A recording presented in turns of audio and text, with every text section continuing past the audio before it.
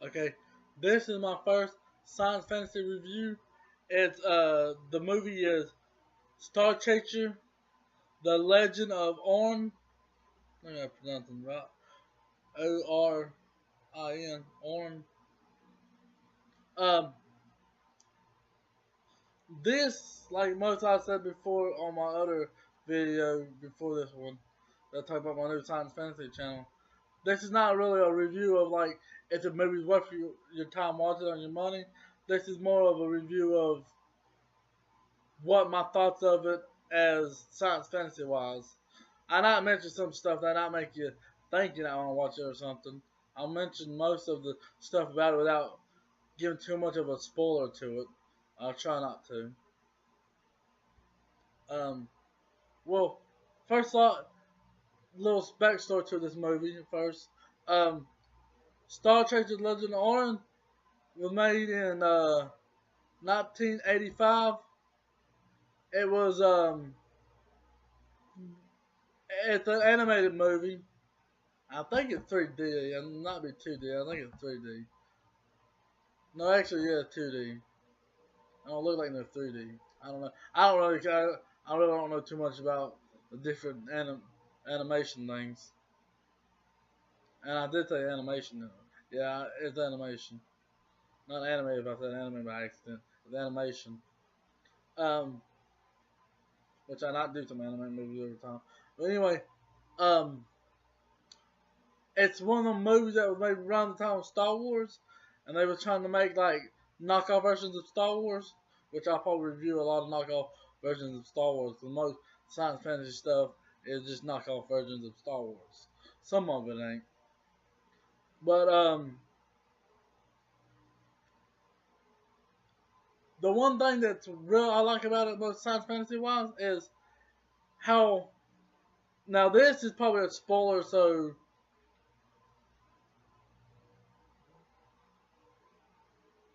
don't pay too much attention. It's not. It may not be too much of a spoiler, but it not be.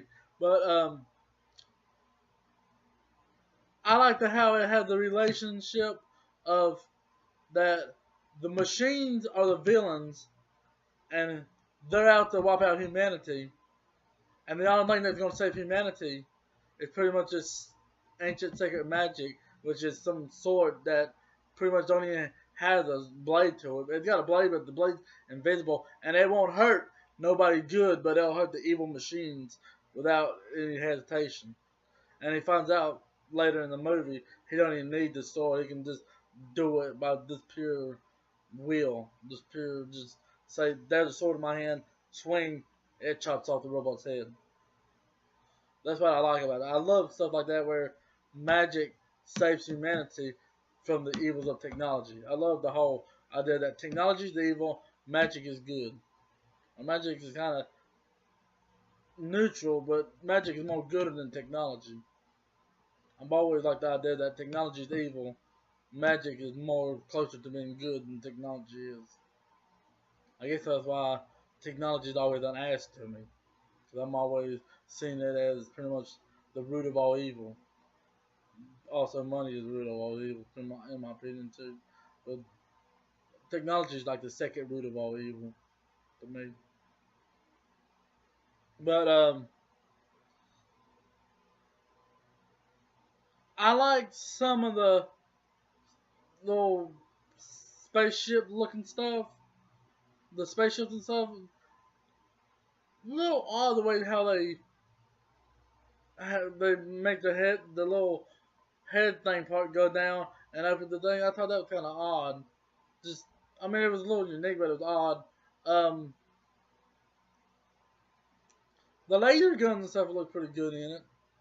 There's only one person that does magic, but he does more than use sword at the end. Which this is the spoiler to. He healed a child's eye that was blind through most of the movie.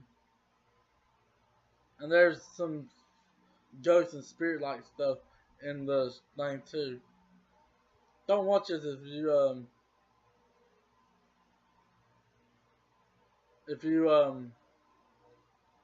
don't want any spoilers, because I'm not accidentally mention the spoiler. And they won't have it in the conversation because I don't know how to spell real good and I don't even know how to spell the word spoiler. Which, if you want to put in the comment the word, this is how you spell spoiler, which you not want to try your best at trying to point out to the obvious to me that's the word spoiler, because I'm not very bright. I'm actually got a disability that's I'm just a real slow thinker and have trouble learning. I've always in school had trouble learning. But anyway, back to the thing. It's a pretty good movie. I would say the same as in a movie worth watching. It's worth watching. It ain't no Star Wars, but for a cartoon movie, it's the cartoon version of Star Wars.